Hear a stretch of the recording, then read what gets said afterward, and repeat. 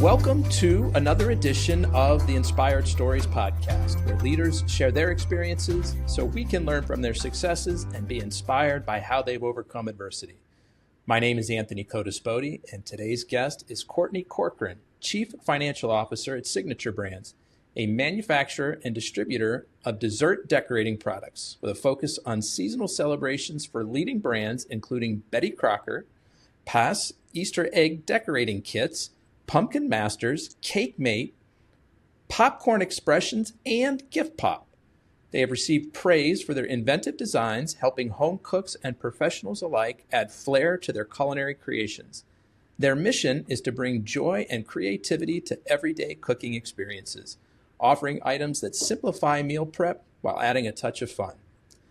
Kourtney joined Signature Brands in September 2023 following a successful career at companies like Highliner Foods and Legal Seafoods.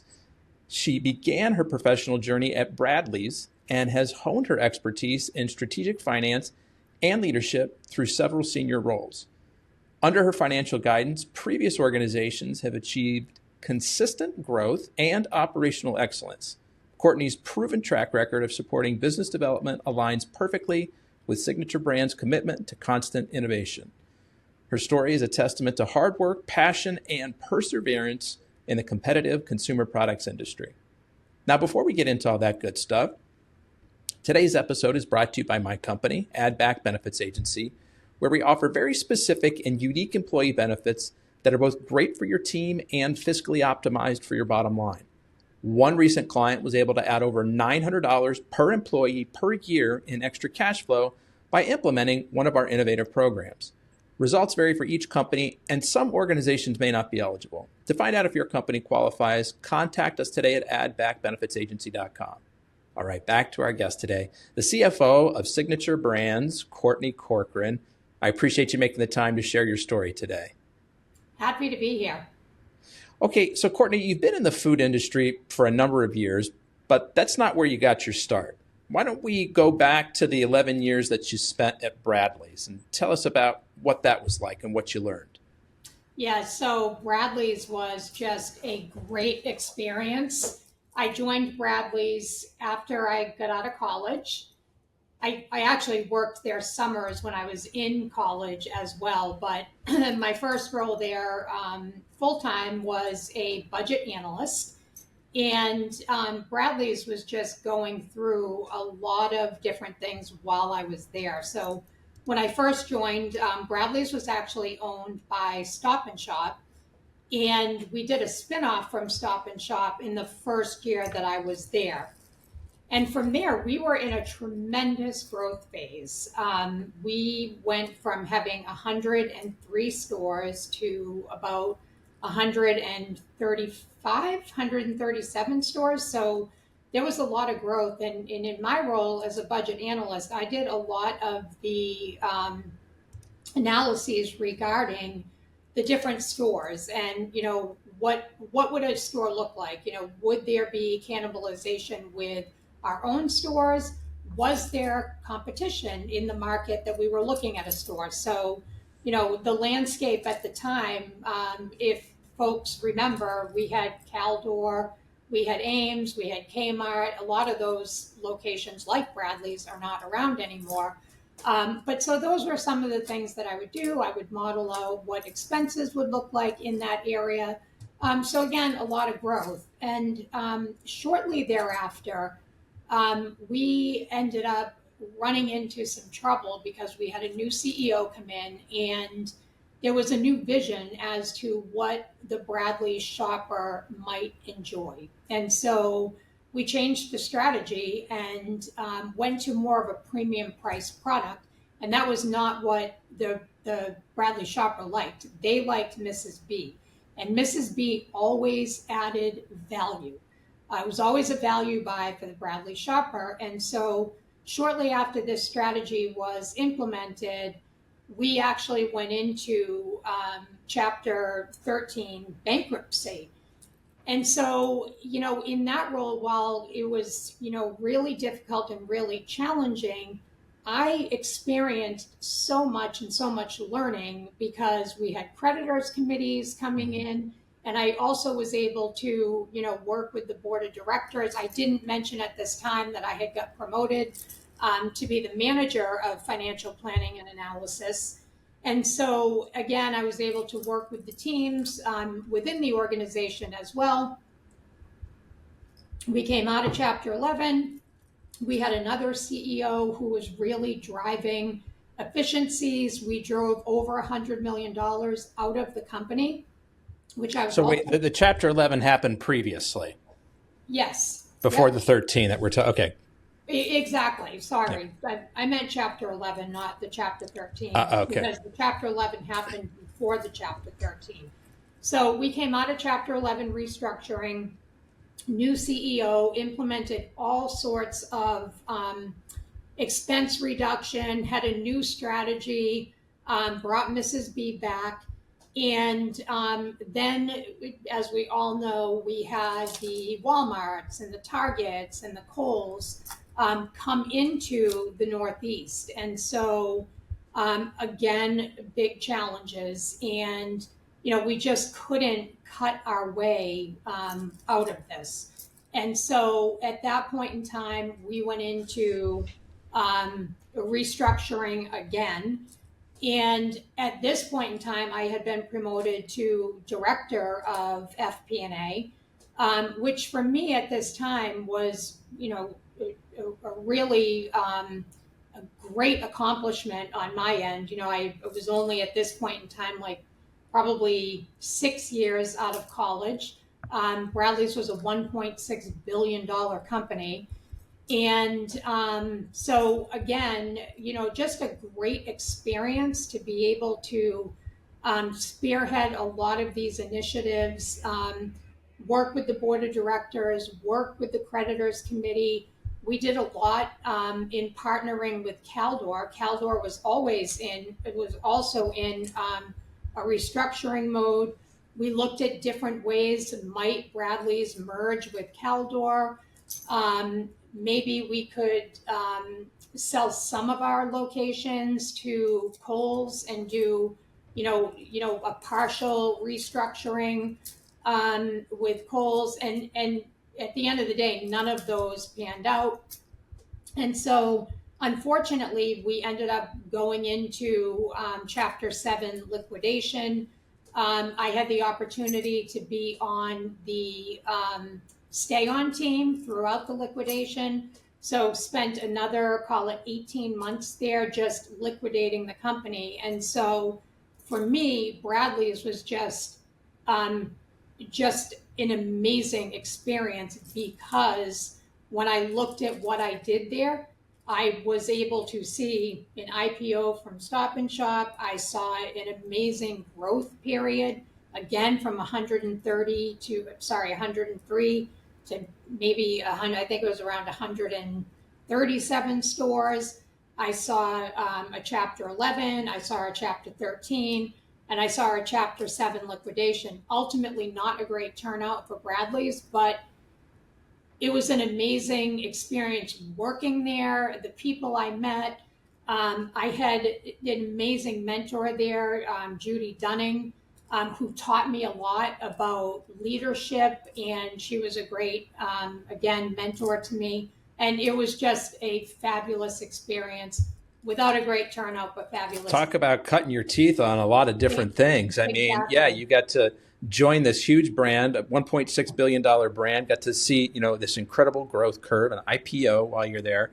And then, the landscape sort of shifted. The competitors were coming in.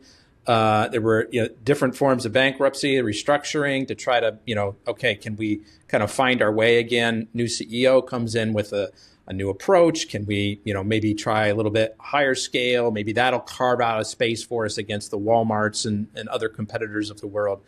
Ultimately didn't work, but you got to ride the ultimate wave up and then crashing down, and being in the finance roles that you were, got to, front row seat of like, here's how we handle things when like the poop really hits the fan. Yeah. And again, like the learnings with, as I mentioned, and I didn't get into detail on, but we had $100 million savings initiative where I was working with, all of the store managers in these 137, and it started to whittle down, right? But call it like at least over 120 stores going in and talking about, okay, let's look at your staffing. Let's look at this matrix. So I built a matrix. And again, this was all new to me, but built a matrix to say, where can we staff differently? Let's look at the hours that you're open. Do we need to staff the fitting room, the entire time you're open? Or let's look at hours where we're busy, the most busy. And maybe for the first 2 hours of the time that we're open, maybe the person at the jewelry counter can, also staff the fitting room. Let's look at, the back of the store where we're receiving. Maybe on the receiving dock, we don't need X amount of people for the full time the store is open. Maybe we have, a shift where we only need one person at 6 a.m., et cetera, et cetera. So all those types of things. And through all of those initiatives, again, we successfully cut $100 million out of our organization. And so it was not just the stores, but looking at the buyers and the merchandising allocators, and can we combine some of these roles and create efficiencies throughout the organization? And some of this you were spearheading yourself. And am I correct in assuming that some of this, you had some peers or some, folks above you that were kind of leading you and guiding you and sort of teaching you some of these tools? Absolutely. So it's a little bit of both. When I look at some of the things, we think about SG&A, right? So thinking about all of the different departments within Bradley. So you think about, okay, the finance team, supply chain, IT, HR and benefits and all of those things. And as you roll them up and you look at, okay, what are we spending on travel and supplies and consulting and outside services and legal fees and accounting fees and all those things? How do we get skinnier on those? So I was absolutely spearheading that myself. Some of these other initiatives, like the one I just articulated to you on the stores, certainly the SVP of store operations was helping me on that.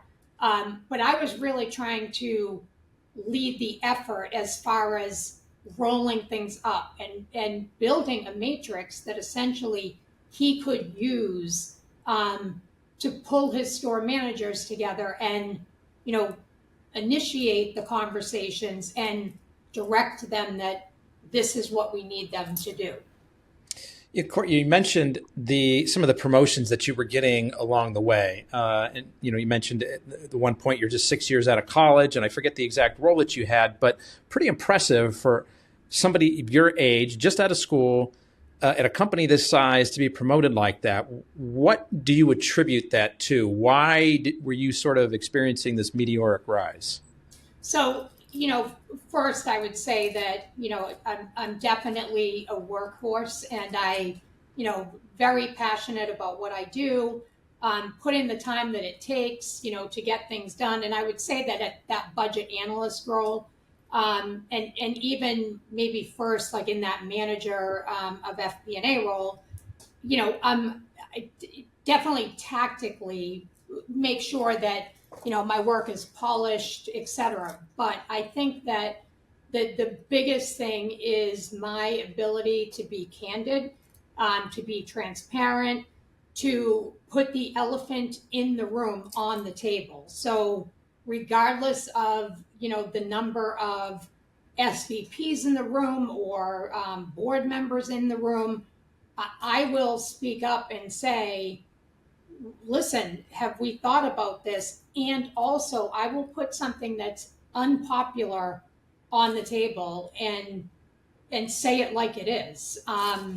And I think that not something that everybody wants to do when you're, there with all of these bigwigs in the room. It's kind of a little bit easier just to be quiet and go with the flow, huh? Exactly. And I do think it's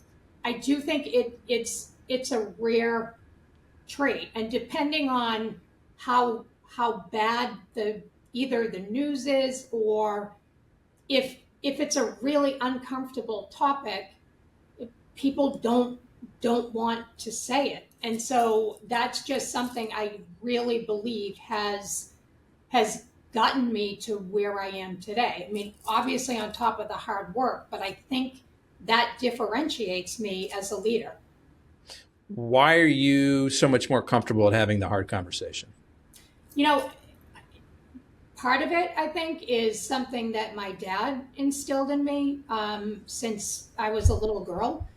He was the type of person that said it like it was. And I think that any time that I did that, which was all the time, he was just always so proud of me. And I think that I always wanted to make him proud. And so I think that I just I never felt that I was doing anything wrong by saying it like it was. And so it just, again, it was instilled in me. Um, and you know what? I don't even always have to be right when I say what I feel needs to be put on the table. I just always have the courage to do that. If you were to look objectively at your delivery of the hard information, is it just in your face, sort of like just throwing it down? Have you kind of developed a way to say the hard things, but deliver it in a little bit of a softer way? So I will say that it can be like, bam, in your face, this is what needs to get said.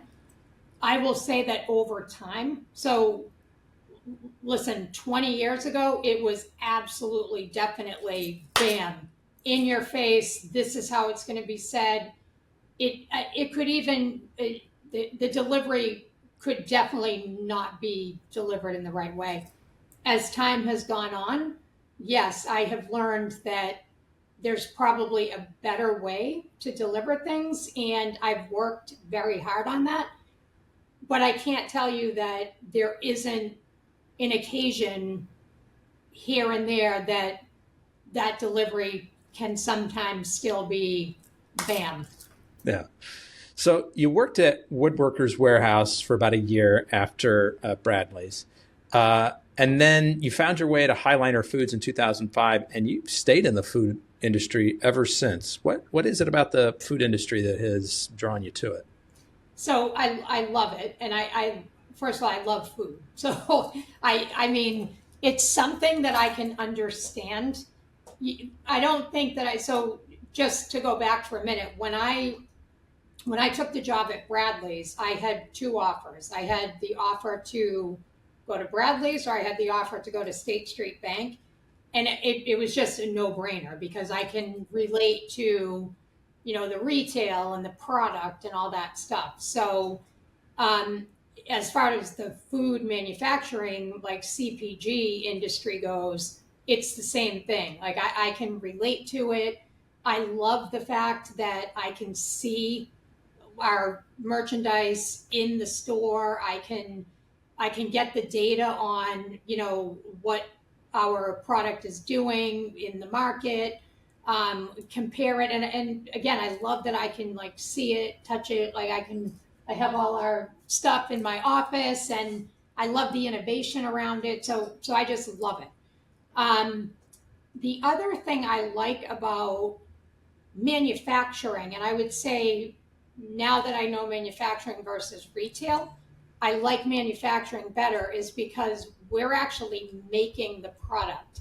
And the one thing that I loved about when I first joined Highliner, which was Fishery Products at first, and then Highliner bought Fishery Products, was just learning about like how we make the product and how we cost the product and the bills of materials, and just really getting into all that stuff around like how the business works. I loved getting into all the trade programs and how that's so different than retail. Like we're now selling to the retailers, and I just loved all the learning and really digging in, and understanding how food and beverage get sold.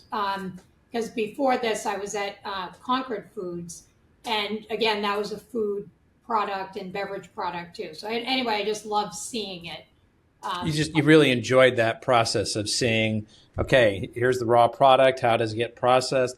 Where are all the cost inputs, and how can we sort of turn the dials to, maybe knock off a cent or two, here or there, and make ourselves more efficient. And then this product ultimately ends up on the shelf. And hey, we made that happen. Yep. Now you got a bird's eye view of that whole process. Yeah, and I love seeing too the pride of the folks in the plants when we make product, and let's just say we get a new account, right? We get Krispy Kreme, and wow, you can show it in the boards in the plant and say, hey, you're a part of making this, and it's just really exciting. I love it. Yeah.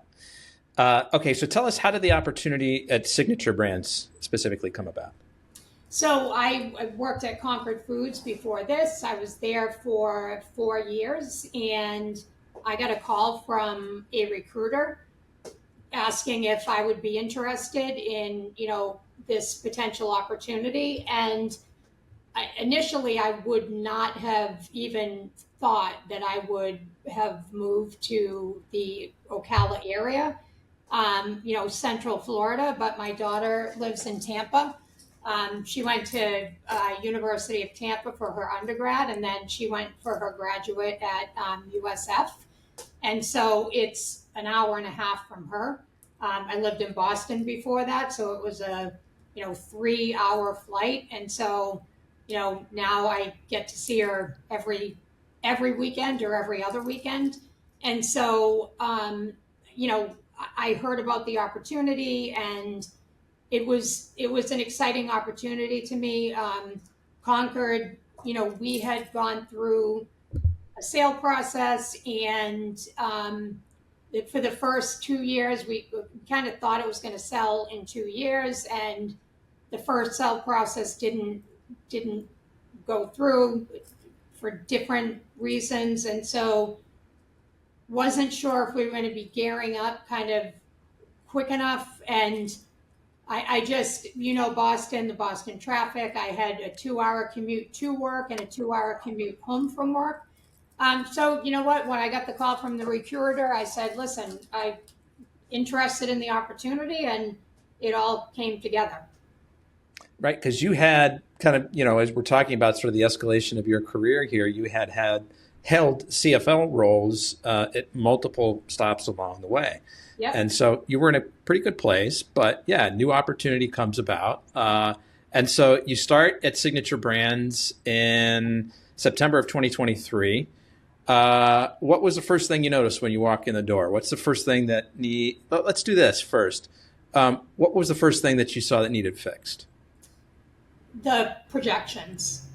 So yes, so absolutely came in, and we had projections for 2023 that were rolling up to the sales projections had been reset significantly lower than what the budget was, but the EBITDA projections were pretty flat to what the budget was. And very quickly, I'm talking within like less than a week and a half, I dug in, and it was crystal clear to me that there was no way that we were going to hit our EBITDA targets. And so, again, as I described to you, I'm very, very candid, transparent, and not afraid to put out there what needs to get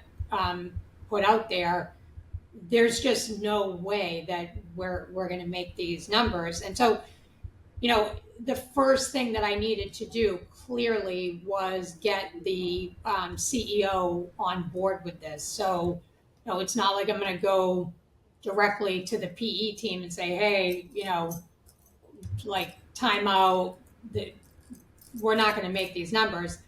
The CEO at the time, and he, would self-profess himself to be a huge optimist, I needed to go to him and say, listen, I mean, there's just no way that these numbers are tracking. And one of the things that he would do is, and I'm sure he thought that these things would happen, but he would kind of talk to the other leaders in the organization and give them, targets that, okay, well, yes, you can still save, $2 million in supply chain savings, or you can still save $2 million in this procurement target, or whatever it is. And it was like, we're running out of time. That those things are not going to happen in Q4. It's just like, where are the action plans? Where are they coming from? And so I finally got him on board that, okay, here's the projections I came up with, and got him on board, and then kind of convinced him that it's time to like set this straight with the PE firm, that these numbers are changing significantly. And so again, so I think I started September 26th, and there was a board meeting on October, call it the 15th. And so that you guys were ready to deliver that news then. I mean, this goes back to your skill, your history of being able to have that hard conversation. Right. Yeah. Right. And so you got the CEO on board. Actually, let's back up for a second, because this is something I've always been curious about, especially, big as like this. As you try to do projections and forecasts of what your sales are going to look like, I get the sense that it's part art, part science, right? I mean, you've got relationships with retailers, and you can kind of see, like the orders that they're placing. But ultimately, do you really have a sense of, what you can expect to sell in the coming, call it 12 months? So I think from my perspective, I think that we should. I think that, and listen, I'm not going to give you a percent of, sales leaders, and do most of them like fail on the side of over committing or under committing. I would say that most are probably more optimistic than pessimistic. But I think that we should know. I mean, we should know pretty well where we're going to come in. And I think that with that, however, anything can happen in the year, right? I mean, we can get a customer that says, okay, I gave you a commitment for this, and I'm pulling back. Yeah. Exactly. Yeah. Something happened. I don't need as much. Right. Yeah. But it's important to have like lists of risks and opportunities, so that you can kind of foresee, here's my budget, but I've got a list of, I have like 20 million in opportunities, and I have 15 million in risks, so that you've got 5 million there in the bank that you can play with, so that you it's kind of your buffer. Yeah. Exactly. Yeah. So to me, that's the important part. The other thing that is super important is to make sure that everybody is accountable to the numbers that they've committed. So you have different conversations. There's a conversation where somebody can explain away, okay, I missed this number because like Target decided to change their number. Okay, great. But then it's like, that's the end of the conversation. That's not the end of the conversation. In my mind, the end of the conversation is, okay, well, so what are you doing now? Look at your opportunities, and if we're in February and try to fill in that gap somehow. What are you doing? Like, you're still accountable to this number, because we still have to hit our sales number, and more importantly, our EBITDA number. So can you sell that same inventory to somebody else? Exactly. Yeah. Exactly. And Yeah. so, I'm not going to dismiss here. I mean, I'm talking generally, but I'm not going to dismiss that here we are a seasonal business, and there is a longer lead time because we do get certain of our businesses are direct import. So, like our PAAS and our Pumpkin Master, most of that stuff comes from overseas. So there's long lead times. Right now, we're even talking forecasts for 2026. However, again, I mean, we need to be communicating with our customers so that they understand, like, you need to get your orders in now. And so there should be fewer surprises. And I think that it's super important for any company to make sure that their forecasts are as close as possible and that they have that R&O list so that you have a buffer and that the end of the conversation isn't, okay, well, this happened. Okay, great. We need to understand the reasons, but okay, so what are you going to do to fill the hole? Yeah.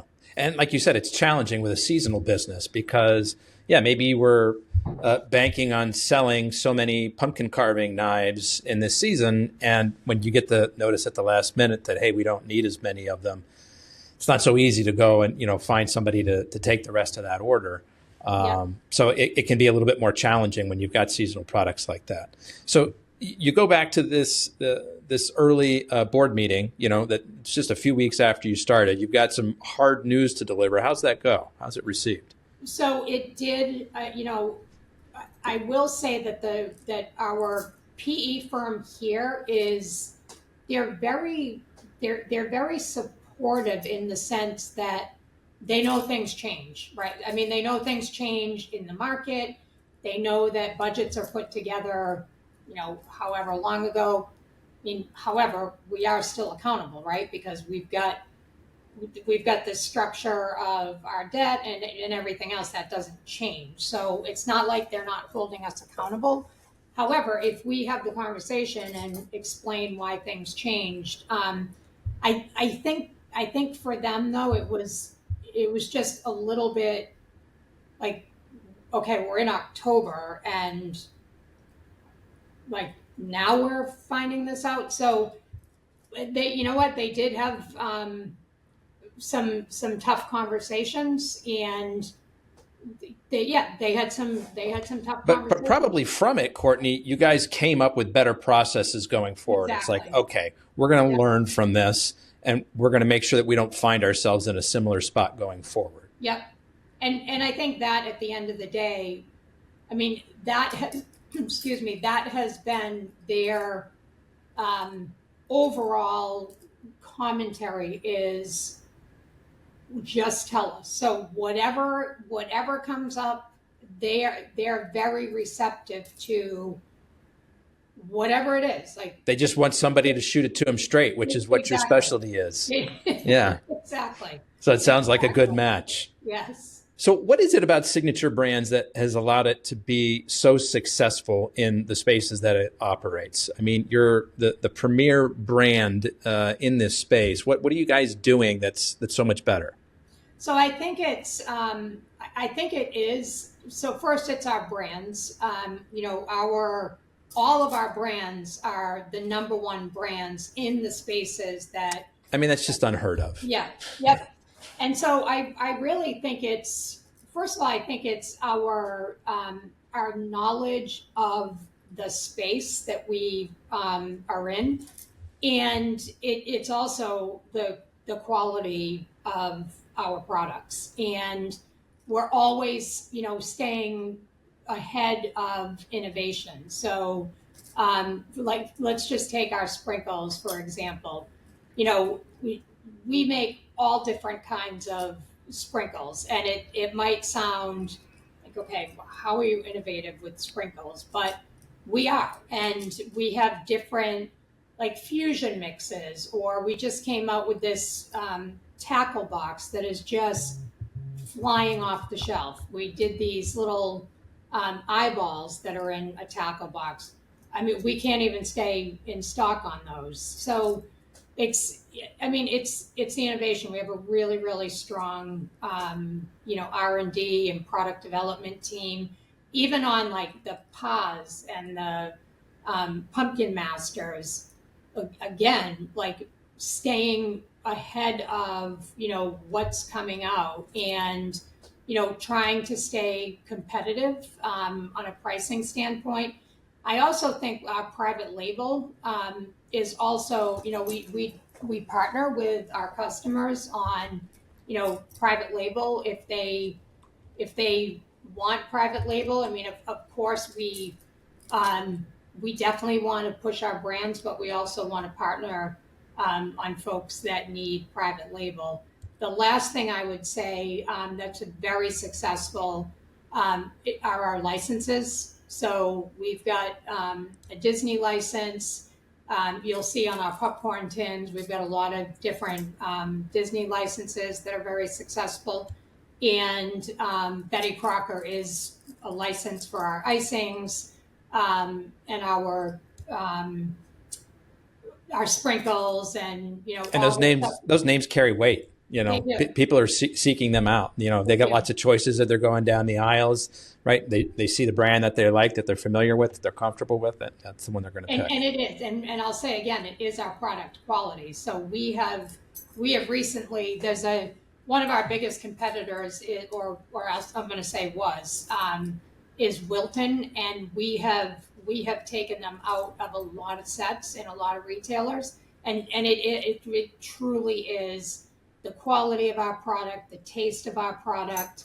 We're just superior. What's baked into the culture there that allows you guys to continually stay ahead of the curve, to be coming out with the new thing, the innovation? We're just, people here just, and it's when you say they're just really passionate about, what they do, there's a strong sense here of family. We talk, our mission really is all around, like bringing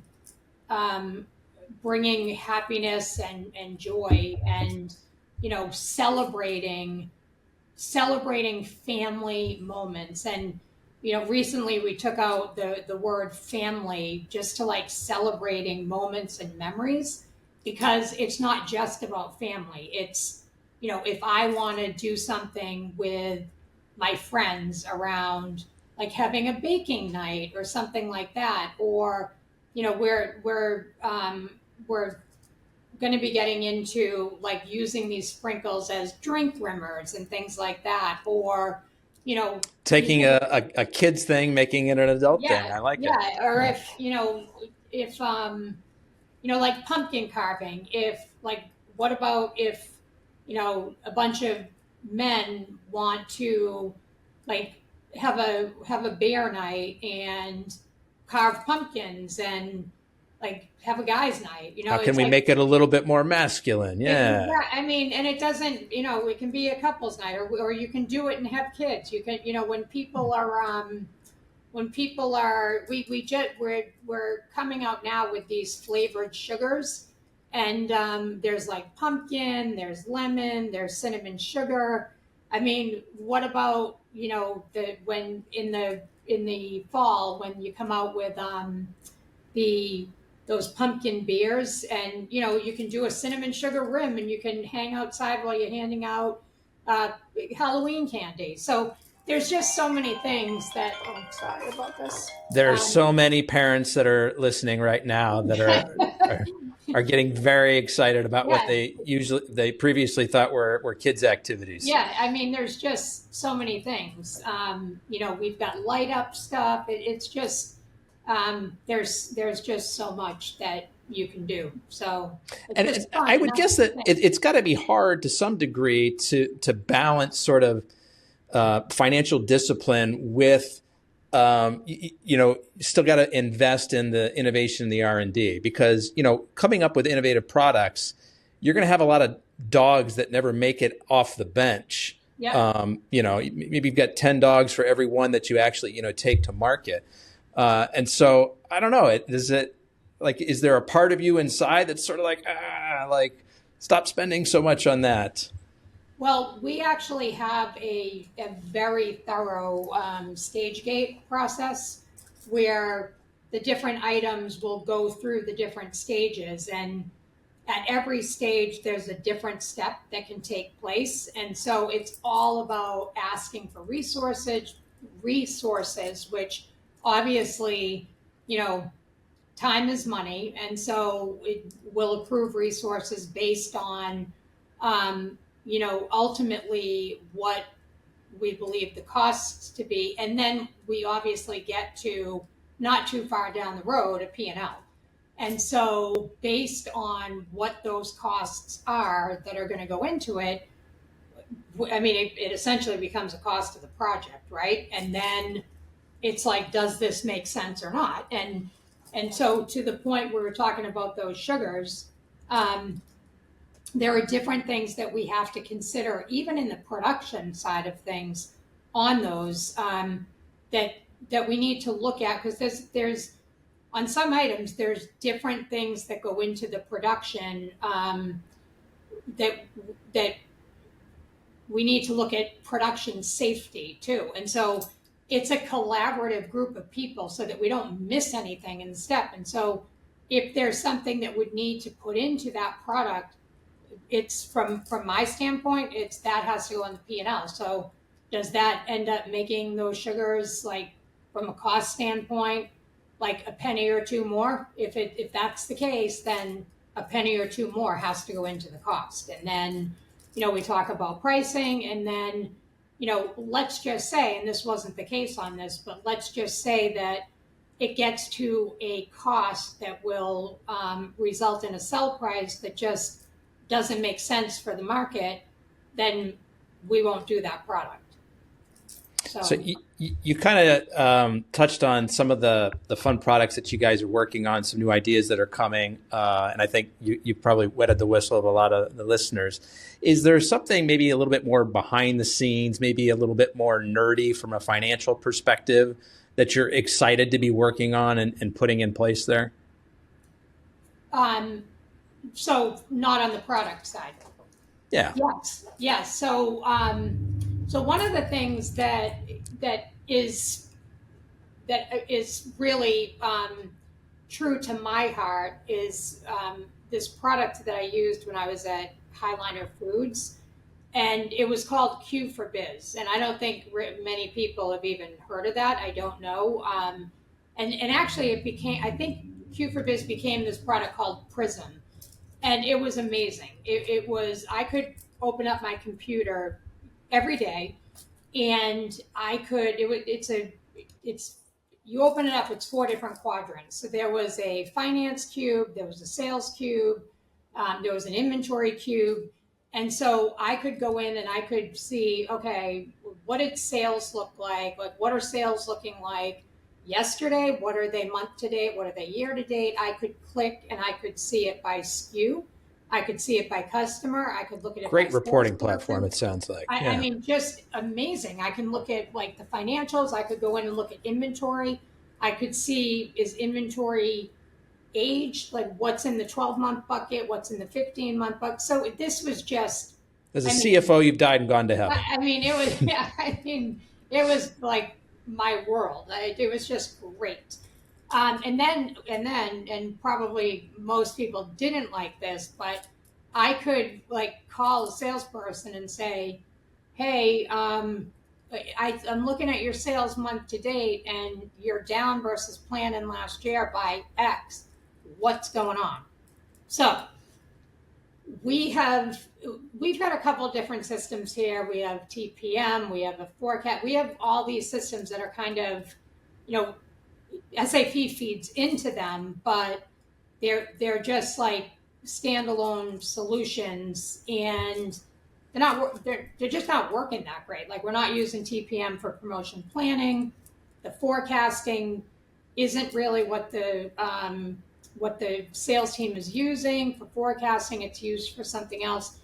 So we recently had someone come in and help us with the forecasting piece, and it's feeding this other system called de facto. And what I'm told is that within the next few months, I'm going to have something like that other environment that I use.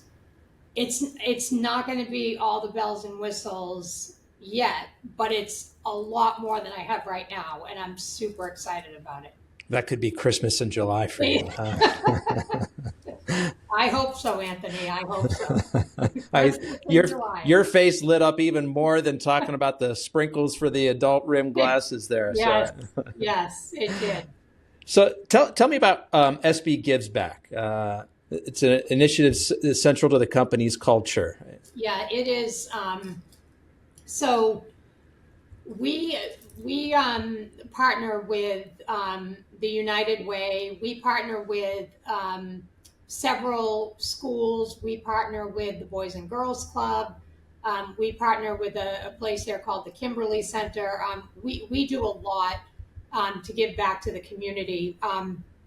Marion County is interesting in the sense that 90% of the people here live like almost like at the poverty level, and 10% of the people are well above the, I don't know the word I'm looking for, but they're very comfortable. They're very comfortable. Yes, thank you for filling in that blank. And so when Signature Brands been doing that for a long time, and I was involved in a lot of community efforts when I lived in Massachusetts, and like one of them is involved in helping as a volunteer at DC Department of Children and Families, and because a lot of that is virtual, I'm able to still be part of that, but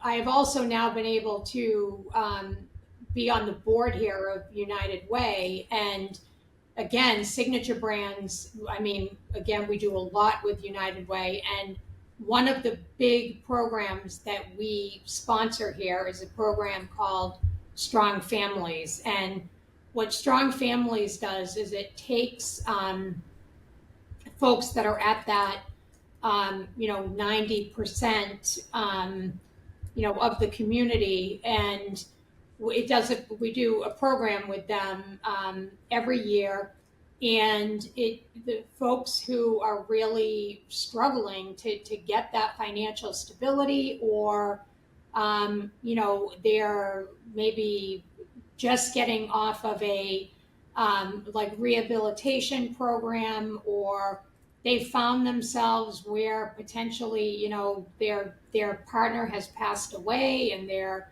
older and they can't afford their home anymore. They go into this program, and it's a year program, but the first 15 weeks, they actually take classes. They have a coach, and they basically learn, resume writing skills, how to be more involved in their children's education, how to build a budget, how to,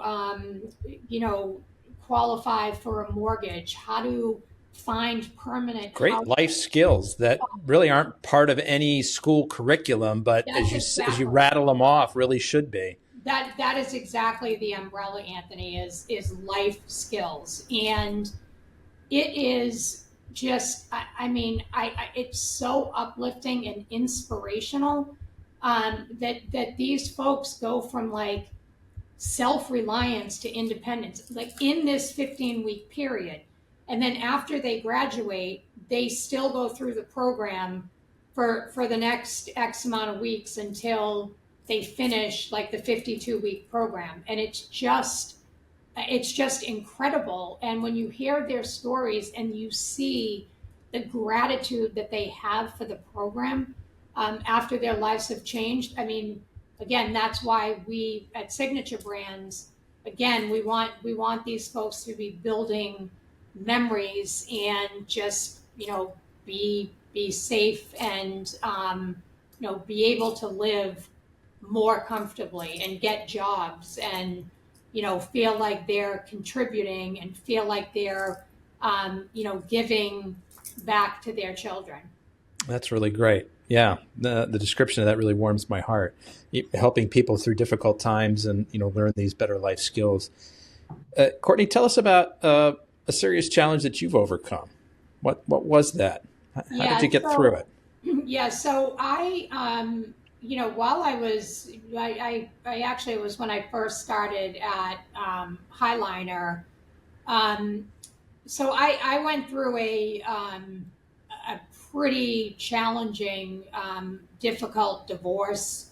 They say you should always, make like put the children first, and unfortunately, that wasn't what happened, and so it was tough. I mean, it was. I was working at Highliner, and as I told you, I had left Bradley's. I'd been the director of FP&A. I was like rocking it in my career. But I'm now a single mom. I have 3 children, and it was a tough financial situation for me. I was working my ass off because I continued to want to climb the ladder, and there was just this like awful nonsense that I was dealing with, and it was tough, and it went on for years. And listen, it was awful. And the way I got through it was really faith. I have a very, very strong faith. And just, I would say like work as well, because I knew I was good at that. I always doubted, like, am I being a good mother right now? Am I just, but I knew I was good at work. And I also knew that I had to like get up every day and be strong and try to be like as inspirational as I could. Though at the time I didn't really know I was doing that, but I set the example that, what, even like as much as you might be getting like beat down or like the nonsense, like you're doing good at something. And so what, I just continued to grow in my career, and I did the best I could, trying to like get through the financial struggles, and again, just I'll just continue to call it nonsense. And and I survived, and I did amazing in my career, and I got through that struggle. When you're going through tough emotional challenges like that, having things that can not only serve as a distraction, like work, right? Yeah. But also help to prop up your sense of confidence in your self-worth while you're dealing with, just a cyclone of other things over here that may have you questioning everything that you're doing, and are you being effective? And you also mentioned faith being a big part of that. How were you able to lean on your faith during this time? How was that helpful to you? Yeah, and during that time, like, but my father, who I mentioned, he was I was daddy's girl and the whole thing. He passed away suddenly, like, and so, but again, my faith, I have a very, very strong faith. When it comes right down to it, I can talk about work. Yeah, I can talk about, trying to be like inspiration for my children. I can talk about all that, but at the end of the day, like, my faith is what got me through it, because I I knew every day that like God was there for me, and like he was going to like watch over me, and whatever I was going through was like his path, and that there was a reason why this was happening, and that someday I would know what that reason was, and that he would help me get through it. And he did. Looking back now, do you see any bits of purpose to what you went through? I do. I really do. I mean, I, my daughter, especially, she, I mean, tells me all the time what an inspiration I am to her. And she wrote me when she was in maybe 10th grade the most beautiful, beautiful poem that I had, could have ever received. And I see me in her, and there's so many other things that I I mean, you were a living role model for your kids during that time of how to be absolutely. tough and resilient Yep. when life is just coming down at you hard. Yep. Yeah. Whether from that experience or just something that maybe you've done before or since, are there any daily habits that help keep you on track, help keep you centered? Yes. So I mean, it's definitely working out. So I work out. I try to work out every day, and not every day. Let me back up. Every work day,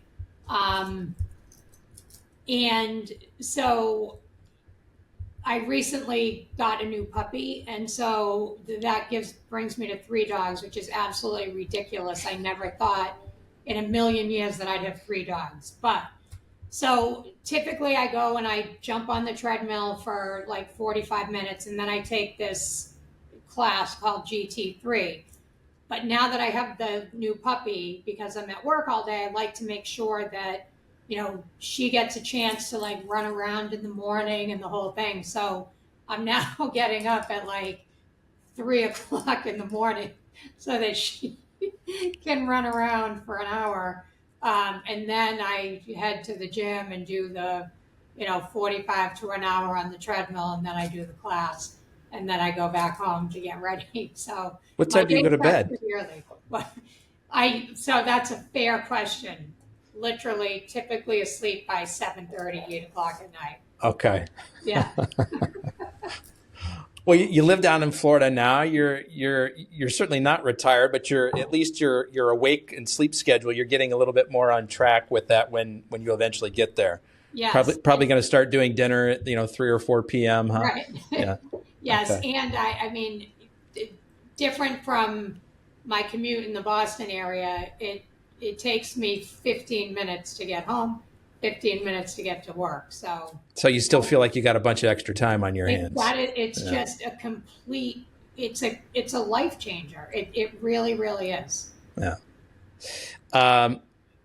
Kourtney, every successful team has or a successful company has a great team behind them.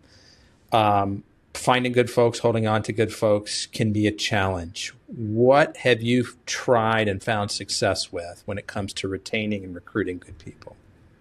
So first, I will say my team here is phenomenal. I mean, you need something done and done accurately and thorough.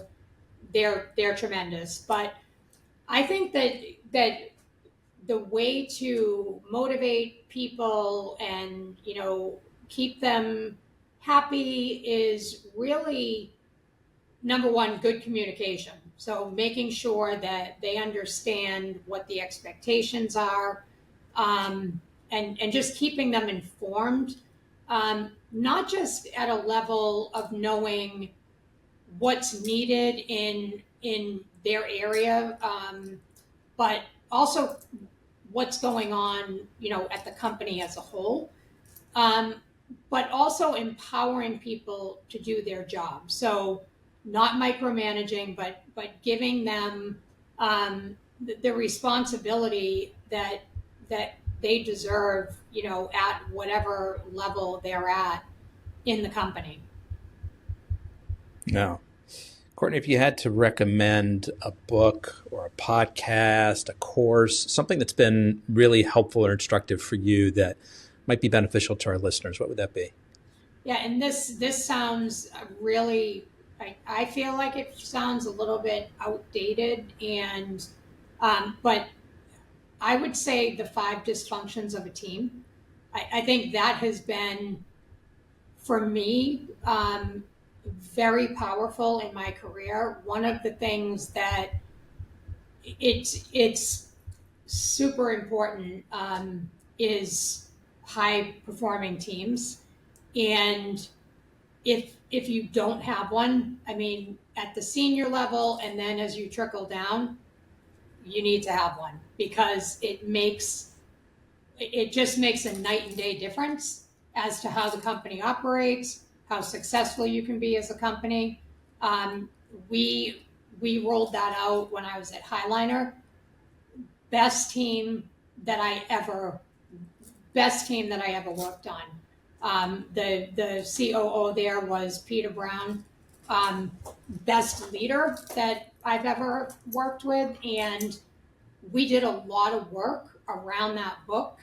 And ultimately, once we got the senior level to that high performing team standard, we rolled it down throughout the organization. I changed the entire culture. It was fascinating, and I became really passionate about high performing teams. And so it really, I think, changed me as a leader as well. One little nugget from that book that you can share? It's trust. It's really building trust with it's the first it's the first notch on the pyramid. It's making sure that you build trust with the organization, because without trust, you can't even get to the next level. You can't have candid conversations. You can't provide feedback necessarily to your other members of a leadership team or the team that you're on, because then people get defensive, you hurt their feelings, different things like that. So, Kourtney, I just have one more question for you, but before I ask it, I want to do 2 things. First of all, I'm going to invite all of our listeners to hit the follow or subscribe button on their favorite podcast app so you can continue to get great shows like today. Kourtney, I also want to let people know the best way either to get in touch with you personally or to continue following your story or that of Signature Brands. What would that be? Yep. So to get in touch with me would be on LinkedIn. That's where I am. That's where I post things, et cetera, et cetera. Signature Brands, you can go to signaturebrands.com. That's where all of our information is. You can also, we also have a PAAS and Pumpkin Master. You can find those on Instagram. And also we have a decorating channel too on TikTok. Okay. I'll see if my producer can find all of those social media handles and include them in the show notes. Right. So last question for you, Kourtney. As you're looking to the future, what is the thing that you're most excited about there at Signature Brands? So we've got some innovation going on in our popcorn world. So we are looking to expand beyond just our 21 and 18 ounce tins that you see right now around the holidays. We're looking to get into potentially some bagged popcorn and some of the little boxes. So I think that will help us to expand greatly on our popcorn side of things. So look for those at the holiday time. Okay, this holiday. We're recording this at the end of February 2025, so maybe October, November this year, huh? Yep. Okay, fun stuff. Well, Kourtney, I want to be the first one to thank you for sharing both your time and your story with us today. I really appreciate it. I had a great time. Thanks for having me on the podcast, Anthony. Folks, that's a wrap on another episode of the Inspired Stories podcast. Thanks for learning with us today.